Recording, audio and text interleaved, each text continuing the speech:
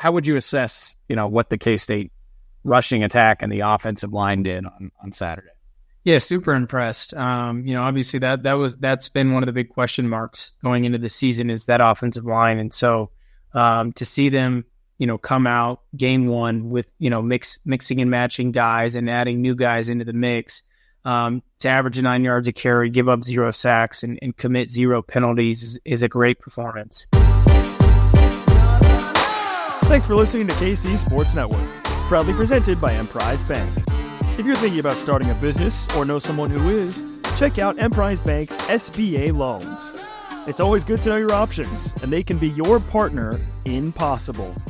Hello, and welcome to another 3 Mile Pod. I'm Cole Manbeck, joined today by Curry Sexton, former K-State wide receiver and partner at Wildcat NIL, and we are here today to discuss, as we will weekly throughout the season, to get Curry's expert analysis as we recap and break down the Wildcats' 41-6 victory over UT Martin in the season opener on Saturday. Hopefully many of you had Holiday Distillery Spent Holiday Bottled in Bond Bourbon at your tailgate on Saturday, and if you didn't, I recommend you head out to your local liquor store and grab a bottle, not only for the looming top 25 matchup with Arizona coming on September 13th, but also for when you're watching K-State at home, such as this weekend when they travel to Tulane for an 11 a.m. kick. Terrific K-Staters over at Holiday Distillery that make some tremendous bourbon. Give the Ben Holiday Bottled in Bond Bourbon a try if you haven't already done so. You will not regret it. And speaking of trying some Ben Holiday Bottled in Bond Bourbon, you'll have an opportunity to do just that if you're at Colbert Hills on September 12th for the second annual Wildcat NIL for the Players Wildcats Classic. Holiday Distillery will actually be there serving up drinks, and you'll have the opportunity to hang out with the K-State men's basketball team as well as Coach Tang and staff and raise money for Wildcat NIL and the men's basketball team. The 18-hole tournament will include high-value gifts, a silent auction, hole contest with exclusive prizes across the entire course. Tournament registration begins at 8 a.m. with a shotgun start for the tourney beginning at 9 a.m. Go to catsnil.com for more information if you're interested in potentially registering for that. And you can also email Wildcat NIL at contact@catsnil.com for further details. Curry, any additional details you'd like to share about that event that's coming up? No, I think you hit it on the head. I guess one other plug for Holiday Distillery is that they will also be at our NIL tailgate, our member-only NIL tailgate, Friday, September 13th, before the Arizona football game. And so they'll be set up there. They'll have some batch cocktails made for our members to enjoy. So 2 opportunities next week to enjoy some Holiday Distillery bourbon and other drinks. They always make delicious drinks, so looking forward to seeing them a couple times next week. There you go. Our guy Wyatt will be out there serving up drinks, northeast corner in the grass lot near the Veneer Football Complex. Saw the setup on Saturday. I was not able to make it over there, unfortunately, on Saturday, but I can assure you I will be there on September 13th and be swinging by the Wildcat NIL tailgate. By the way, how'd the first Wildcat NIL tailgate go on Saturday, Curry? It was good. We ordered way too much food and way too many beverages, but better to have a surplus than not. So it was a great turnout. Obviously doing it our first time, a little chaotic, getting everything set up and organized, but we had a lot of people come through and had some, really good conversations with some good K-Staters. Really enjoyed it. Looking forward to more of those tailgates to come. I think, in future games, will be one of the very few, if not the only tents up there on that northeast corner. So if you're a Wildcat NIL member, come on by and enjoy some great food and beverages and great company. And if you're not a Wildcat NIL member, or I guess if you are a Wildcat NIL member, you can bring 2 guests. So bring a couple friends and see if you can get them to sign up for Wildcat NIL as well when you bring them by as guests to the Wildcat NIL tailgate. You can get under the shade, under one of the big tents. Saw some former K-State football players. Then Cooper Beebe even stopped by. Also Reggie Stubblefield and some others I saw on social media swinging by the Wildcat NIL tailgate. Also, you guys announced another cool partnership a few days ago with, I think, Prairie Land Partners, right, Curry? And if you purchase a purple NIL Gator utility vehicle, a portion of the proceeds are going to go back to supporting K-State athletes at Wildcat NIL. And if you're among the first 15 to purchase, you're going to score a Prairie Land Partners swag package as well. So go to prairielandpartners.com/Wildcat NIL for more information there. But another cool business opportunity and partnership for K-Staters to support as well. Absolutely, yeah. I don't think you see many purple K-Staters or purple Gators out there outside of the ones that you see on game day at the Bill. So if you want to be an exclusive company, I believe there's only 15 or so of them out there. So if you haven't already, go to the website that Cole just mentioned and get yours today. Yeah, I mean, I saw it, Curry. My dad has a UTV, and I was going to try to talk him into getting rid of it so he can get one of these purple bad boys because they look sharp. Maybe you can slap a Power Cat on it after you buy it as well. They look really good. All right, well, go to catsnil.com. Check out everything going on there. As always, look into the membership program. Tell your friends if you're already supporting Wildcat NIL. Tell them, go look at catsnil.com. Check out all the different membership opportunities and cool, unique things that they're doing over there. All right, let's shift to football now, Curry. We actually have on the field football to discuss instead of projecting things like an off-season preview we did in our season opener last week. And, you know, we started with the defense in the season preview pod that you and I did the week prior. So let's start with the offense on Saturday. And look, we've been all saying the defense would be ahead of the offense and be the strength early in the season. And that was certainly the case on Saturday, but I'd be lying, Curry, if I wasn't a tad disappointed with the offense and maybe left the stadium wanting a little bit more out of them. K-State only scored 13 points on its first 6 drives offensively, had an interception, 2 3-and-outs that led to punts, settled for a couple field goals, and got 1 touchdown. Didn't score their second touchdown of the game until 59 seconds left in the third quarter. And then, of course, they blow it open as they scored 3 touchdowns on 3 straight drives, where they produced 199 yards on 14 plays, an average of 14.2 yards per play during that 3-drive stretch. But how would you grade or assess the offensive performance on Saturday? Yeah, I mean, I'm with you. I think there was a collective, you could hear some collective groans during the latter part of the first half and into the early part of the second half. And so I do think that there was, that things weren't the offense didn't operate as smoothly as maybe any of us hoped. Now, I'll say, I think you and I have talked about this. We talked about it in the preview pod, and I've talked about it with other people. I fully expected the offense to have some lumps early in that game or to go through some struggles. Again, it's an inexperienced group, and it's a group of a bunch of new personnel trying to gel. Again, we talked about it. You've got a quarterback making his first regular season start. You've got multiple offensive linemen making their first starts at K-State in Power 5 ranks, or Power 4 ranks, excuse me. You've got a bunch of different receivers and weapons out there trying to gel together, guys who haven't not played together before. And so and then again, you've got an offensive coordinator for calling his first regular season game along with his new counterpart, Matt Wells. So I think there are a lot of moving pieces that have to come together. So I think it was, I completely expected to see the offense, endure some growing pains early on. And that's exactly what we saw on Saturday night. Now, was it at the level that I thought? No, I didn't expect them to have, to produce 13 points in their first 6 drives.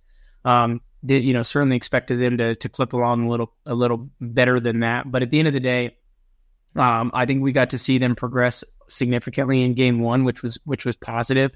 Obviously, early on, first drive 3-and-out, seeing some struggles. I mean, we were running the ball well, struggling to throw the ball early on. But at the end of the day, I think you saw those guys start to gel a little bit as the second half went on.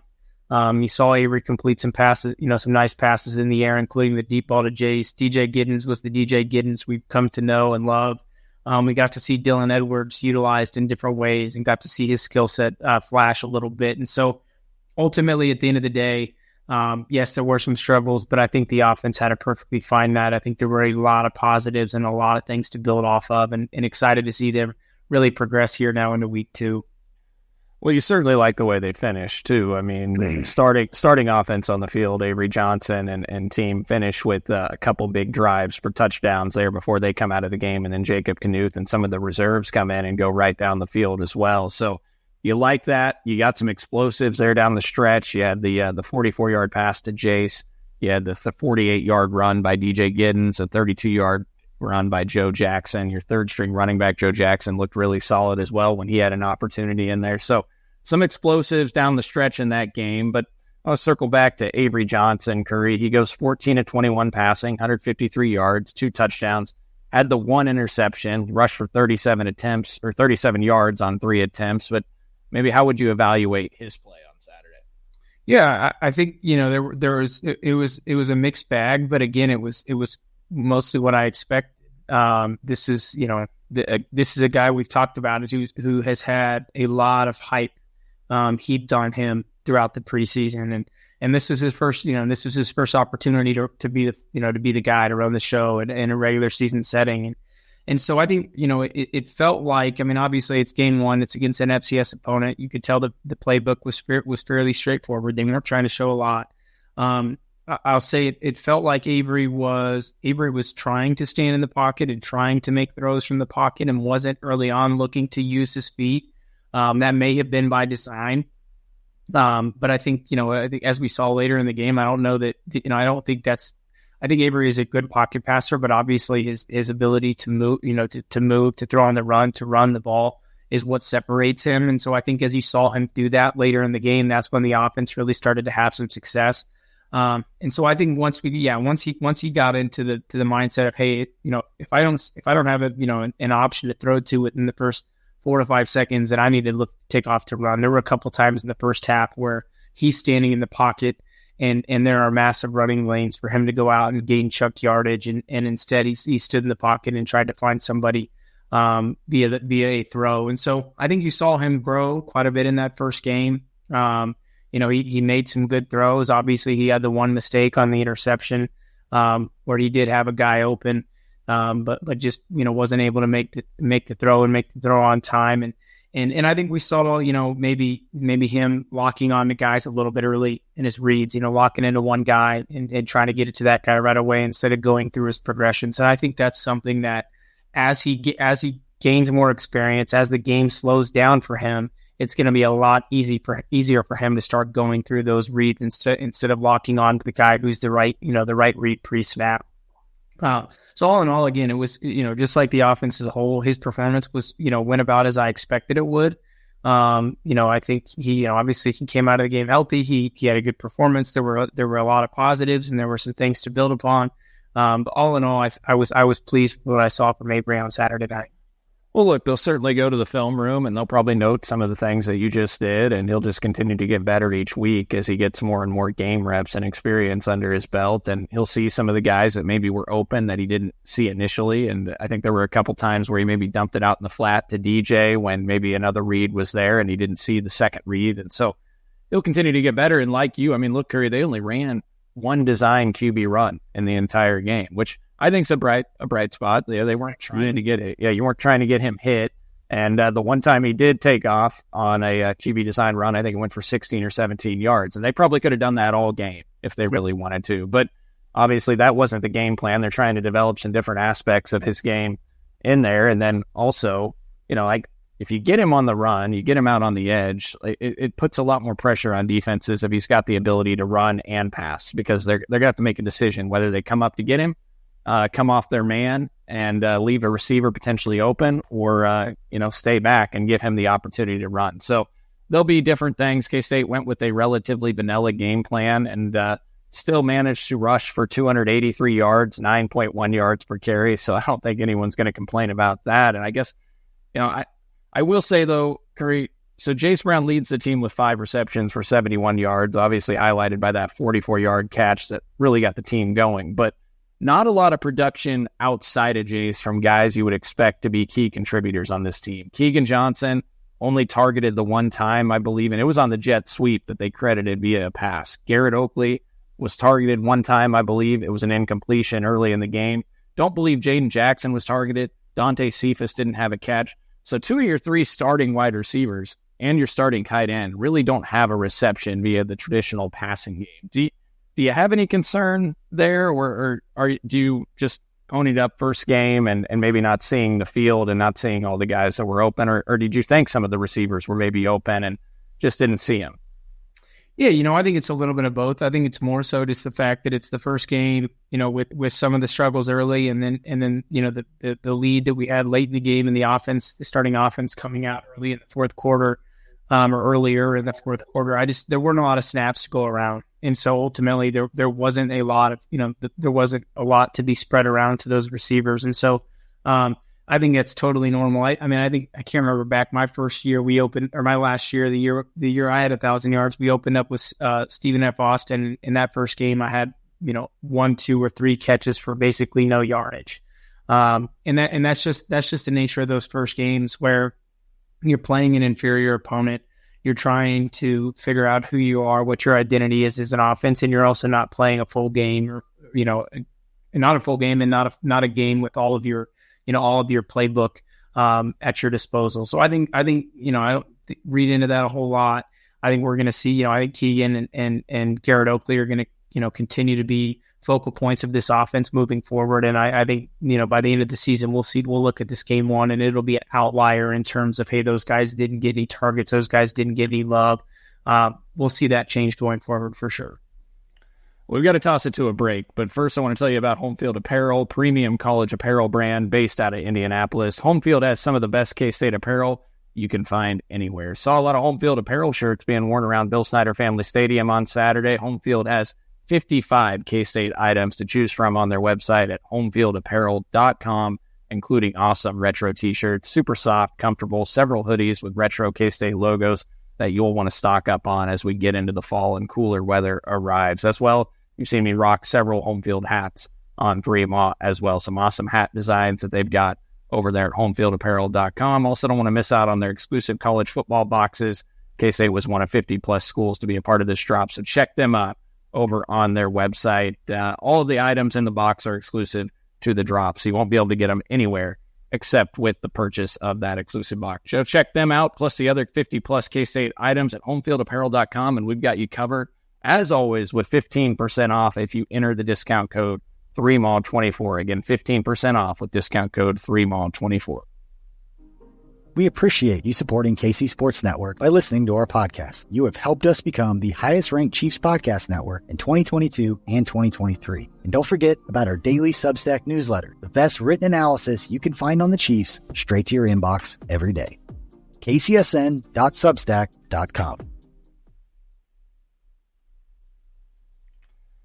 You're also going to have a chance to win an extra $500. I think all of us would like to do that. So you've heard us say before, go to bluewirepods.com/survey, complete the Blue Wire audience survey about you and your podcast listening habits for a chance to win a $500 gift card. This survey will help create a better advertising experience for you and in turn help this show. That's bluewirepods.com/survey, where all you have to do is answer some simple questions for a chance to win $500. Make sure to read the full terms and disclaimer.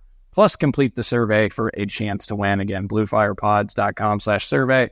Link is in the show notes of this episode. All right, well, we talked a little bit more about the offense. We talked about Avery Johnson. There was also, obviously, a ton of buzz about Dylan Edwards-Curry, and he has 5 carries for 40 yards, rushing TD, has a 15-yard touchdown catch in his debut, but only on the field for 10 total offensive snaps. I got to tell you, that number surprised me. Now, I didn't realize that during the game. It did feel like he wasn't on the field a ton, but when I saw the final snap count and saw only 10 snaps for him, I was a little surprised and maybe disappointed they didn't have him on the field more, and maybe that was just part of the game plan. But what did you make of his performance when he was out on the field?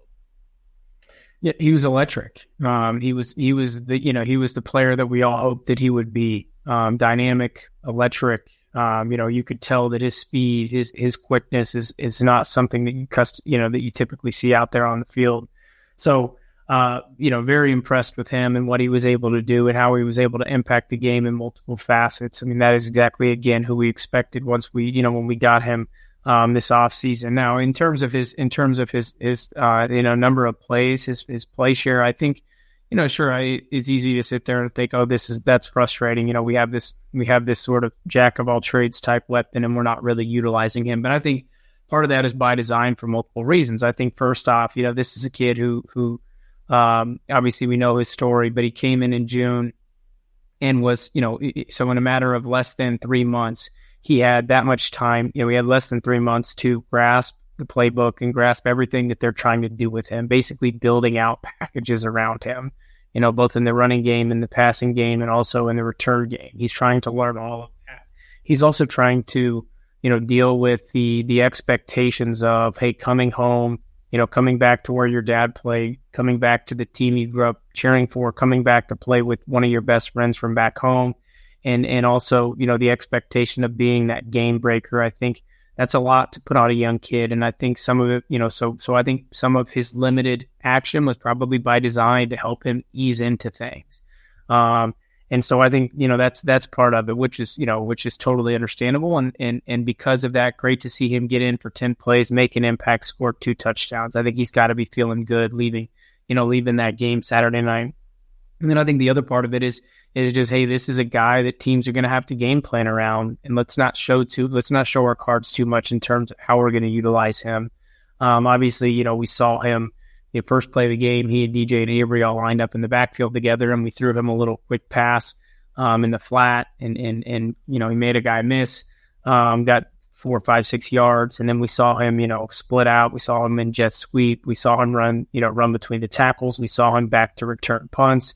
And kicks as well. And so I think just seeing a little bit of what's out there without showing too much is exactly what the coaches did on Saturday night. So I don't think Tulane or future opponents really have any idea what Dylan Johnson or Dylan Edwards is going to bring, to them this Saturday or following Saturdays. And so I think, his workload, I think just what he's had to endure over the last 3 months and what he's had to learn in the last 3 months, mixed with trying to not divulge too much about how he's going to be utilized in the future are the 2 primary reasons why we didn't see him out there a ton on Saturday.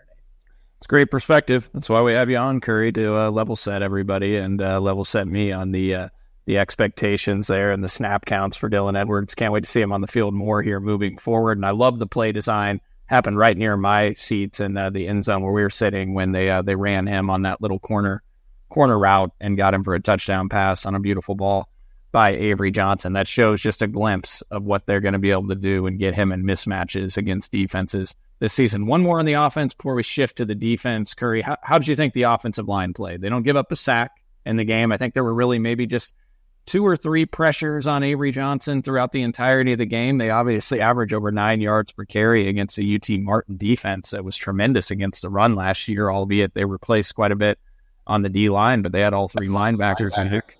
So how would you assess, what the K-State rushing attack and the offensive line did on Saturday? Yeah, super impressed. Obviously that's been one of the big question marks going into the season is that offensive line. And so to see them, come out game 1 with, mixing and matching guys and adding new guys into the mix, to average 9 yards a carry, give up 0 sacks and commit 0 penalties is a great performance. And obviously, good to see, that starting 5 get out there and perform well, but also good to see Andrew Linegang, John Pastore, primarily those 2 guys come in and see a lot of action and perform really well. Those are guys that we've been hearing about for 2 to 3 years now, but just haven't been able to break through because some of the upperclassmen we've had over the past couple of years. So to see them out there and performing well, I think is a good thing for Kansas State fans. And then, ultimately, anytime you can get those 2, 3, 4 deep in there to get some experience is a good thing. And so, to be able to bring in Michael Capria and Jackson Fulmer and Drake Beckwith and some of those other young guys and get them some experience later in that game will be a really, really good thing in the future for K-State. So really impressed all around. Great performance by that offensive line. Obviously, great performance by DJ Giddens, making some big plays and showing us that he's still the DJ Giddens of old, or the DJ Giddens that we've always known. So really, really impressed by that O-line group. I was tracking on DJ Giddens. It's easy to overlook the stat lines. 13 carries, 124 yards, terrific as always. And was looking at some of the numbers, Curry, on where he stands right now. He's at 325 carries in his career for 1,868 yards. He is trending to be the 2nd fastest player in school history to reach 2,000 rushing yards behind only Darren Sproles. Right now, I'd be surprised if he doesn't beat Deuce Vaughn to the 2,000-yard mark. Deuce Vaughn reached 2,000 rushing yards on his 357th carry. DJ Giddens is at 325 and only needs 132 yards to get there. So he's a special player, and I think only echoes what the staff has said. This is a good guy that's one of the most underappreciated, underrated running backs in the country. and hopefully he'll get 132 yards at Tulane this Saturday. All right, we're going to shift gears here to the defense, Curry, and this will be our top storyline from Saturday's game, which, as always, is brought to you by Elanco, premier home improvement company out of Kansas City, owned by K-Staters. And Curry, we thought the defense could be the best in the Chris Kleiman era in his 6 years in Manhattan, and Saturday's effort did little to cast doubt on that prediction. And I know it was UT Martin, but they're a quality FCS school, won their league 3 straight years, returned 8 starters on offense off a team that ranked 7th in the FCS last year with 440 yards per game. They were 23rd in yards per play, 12th nationally, allowing just 12 sacks last season, top 10 in both yards per rush and rushing yards per game. Had their starting QB back, their 3 leading receivers, their entire interior of their offensive line that had combined for over 2,400 career snaps, included 2 all-conference selections on that interior, and yet K-State dominates them. Holds them to 6 points on 12 drives, 134 yards of offense on 55 plays, just 2.4 yards per play. UT Martin had just 3 plays of 10 yards or more in the game, 36 yards rushing on 38 carries while accumulating 11 tackles for loss. This K-State defense did. Just how impressed were you with what you saw from the Wildcats defense on Saturday? Super impressed. Obviously they didn't pitch a 0, but part of, I guess half of the 6 points they gave up were self-inflicted by our special teams unit. And so, to give up a stat line or to hold a team to a stat line like you just mentioned is always a huge victory. And so just to see that group out there and to see them have the success that we've all been expecting and hearing about is awesome. That's a bunch that returned a bunch of players and added a bunch of young or new promising talent. And so to see them all get out there and mesh well was awesome to see. I mean, just to see those guys fly around. Des Purnell is a guy who, like DJ Giddens on the opposite side of the ball, is one of the more underappreciated defensive players in the conference.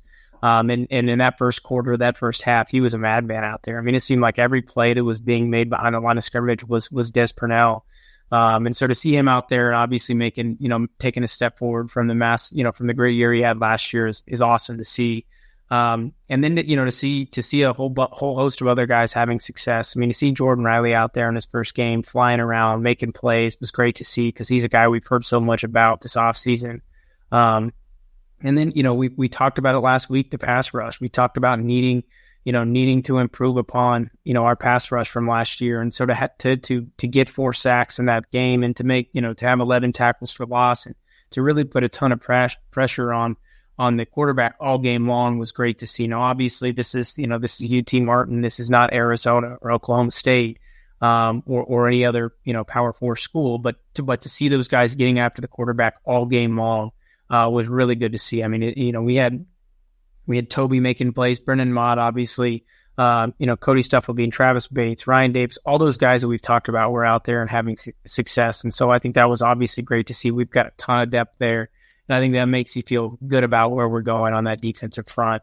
Really, the only thing that stands out to me, just the one bust, or not even really a bust, but Toby's got the quarterback by the foot. Looks like the quarterback's about to go down for another sack, and he gets loose and throws a deep pass over the top end of the secondary to set up their first 3 points. And really, the only 3 points that their offense generated all night. Other than that one play, the defense was lights out. And so, very, very pleased with what we saw from them. Really excited about that group for the rest of this year. Obviously, we've got some guys banged up, a couple guys in the linebacking group banged up. We got to get healthy. But otherwise, I think this is going to be one of the best defensive units in the conference. 45 of UT Martin's 134 yards came on that one passing play that actually should have been like a negative 10 yards. So pretty wild to think about. 34% of their offense came on one play, and it actually should have been a 12th tackle for loss and a 5th sack for K-State as Toby got there once again. So I guess you could call out that there was another play that was just a hell of a throw by Kincaid Dent on the deep ball. I mean, that kid's got a big arm. I mean, he delivered some balls out there. I mean, he's a guy that transferred from Ole Miss and was a returning starting quarterback, and you saw some potential there, and they had 3 returning starting wide receivers. So some talent there. K-State did get fortunate that there was a drop on that one deep ball, but all in all, a terrific defensive effort. And I know our guys over at Elanco really enjoyed watching that in an industry where many of the home improvement companies have been bought up by private equity. Elanco's remained locally owned by terrific K-Staters since they started in 1986. Based out of Kansas City, Elanco specializes in premium window replacements, bathroom remodels, including the Kohler Luxstone shower system, door replacements, siding on your home, much more. They got you covered for all your home improvement needs. You live in Northeast Kansas, Western Missouri, KC Metro, Elanco will come to you. If you're in a small town in Northeast Kansas, they will come your way. Go to elancohome.com. That's ALENCO home.com, or give Sam a call at 913-961-2165. I'm sorry, again, that's 913-961-2165. Sam's a big-time K-Stater. All the folks at Elanco are big K-Staters, and they're dedicated to give you Wildcat fans top-notch customer support. So that's the number I just read is his cell phone. He'll talk directly with you about your home improvement needs and probably even discuss a little K-State football with you as well. I mean, Curry, you highlighted a lot of the things that really stood out to me. I mean, this was a defense that looked to just be flying all over the football field. I mean, they looked fast. You already mentioned Des Purnell. I thought he was the best player on the field. Jordan Riley was the other guy that certainly stood out at safety, just flying around, hitting guys. Who else impressed you, on this team? Obviously, Toby had the 1.5 sacks, but I thought Damian Ilalio really stood out at nose tackle as well. What did you make of the defensive line in general, and maybe Damian and Uso, the guys at D tackle? Yeah, I was super impressed with Damian. I mean, obviously, he's a guy, he's a feel-good story. Damian being, a kid who played at Manhattan High School, was sort of a no-star recruit or a very under-recruited player. Signed with K-State. I don't think anybody had any expectations for Damian Ilalio coming out of high school. And then obviously last year he secured that number 2 job behind Uso. Had a solid year for us last year. And even made a couple of plays the year prior, but had a solid year for us last year. And then apparently has taken a big step this year. A guy that his teammates love and respect, the coaches love and respect him, and has become a great player. He's not a big guy, but he's obviously got some quicks. He's very, very strong. Was really impressed by Damian. I think he was a guy who was wreaking a lot of havoc up front, even if the stats don't really show that. Anytime they tried to run the ball up the middle, it seemed like any sort of running lanes were plugged, and Damian was always there in the middle of it. So really impressed by him. And I think Uso did some good things as well. Good to see Uso out there and healthy. Some other guys. I mean, I think we saw some younger. I think Rex Van Wy made a couple good plays, which is great to see. Obviously, him coming in from the JUCO ranks last year, now being in his second year at K-State, I thought he was solid. Nikendre Steiger is a guy who we don't, really haven't known much about. I mean, he's been here for a couple of years. He's a JUCO guy from Wichita. He's played on some special teams. Earned a spot on the 2 deep this year and really flew around and made some plays, in relief and also late in that game, which was awesome to see. So that's a guy who impressed me. And then we got to see a lot of cornerbacks out there rotating. I mean, obviously, aside from the 45-yard pass play that you mentioned, we didn't give up much on the back end. And so to see Jacob and Keenan holding down their sides of the field, and then to see Jordan Dunbar and Justice James come in relief, I thought was really positive. And so really just we got to see the speed and talent on the defensive side, and especially with that front unit. But then we also got to see that depth that's been talked about so much this offseason, and got to see some of those young guys that we need to be excited about. I think, one play, I'll say, we talked about the defense flying around and making a lot of plays. UT Martin, obviously not getting much going, was relying on some misdirection a lot there. It's trying to make some plays happen, and by and large, they were unable to really generate anything from them. Chidi Obi-Izor made a play on a reverse that was, to me, one of the single best plays of the night. This is a play where, UT Martin obviously runs a reverse. The reverse is coming back to the wide, to the field, and Chidi has one, I can't remember if it was an O-lineman or tight end, but he's got a one-on-one with a blocker. If he doesn't shed that block and make a play, then that play's going for decent yardage. And Chidi, he gets up the field, sets the edge, sets the contain, and then shucks his blocker and makes a play for minimal to no gain. And that was a really impressive play by a really large human being. And so to see that from a young guy, a guy that, that has really shown some promise so far in his career, was great to see. So got to give Chidi a shout out for that play. One of my favorite plays of the night. They ran a lot of motion, a lot of misdirection, as you mentioned. When that play started to unfold, I was like, these are the type of plays that have hurt K-State in the past. Trick plays have been a little bit of a problem for K-State. And the fact that Cheedy stayed home, and not only stayed home and didn't just force the play back inside, but he actually made the tackle in space. And the way that he did was a tremendous play and just shows the depth. I mean, it was like hockey line changes on this defense. You would see 6 to 7 guys rotating in as they go to Tulane this week. We talk about the heat, humidity. That's only going to help them as they enter an environment like that down in New Orleans this week. And I'll tell you one other play that stood out to me, Curry. Look, Toby Osunsami had a hell of a game. We all know that. He had 6 pressures and 11 pass rush attempts, which is insane. He had the 1.5 sacks. But because you and me both projected him to lead this team in sacks, I was watching him every time he came in the game. So I just happened to notice this at one point earlier on in the game. But UT Martin went to run a screen, and they didn't happen to run it to Toby's side, but Toby sniffed out the screen right away. And instead of going straight to the QB, he veered with the running back immediately. Like, he sensed it, 2 steps, bam, he was back. Now, they ran it to the other side of the field. It did go for 20 yards.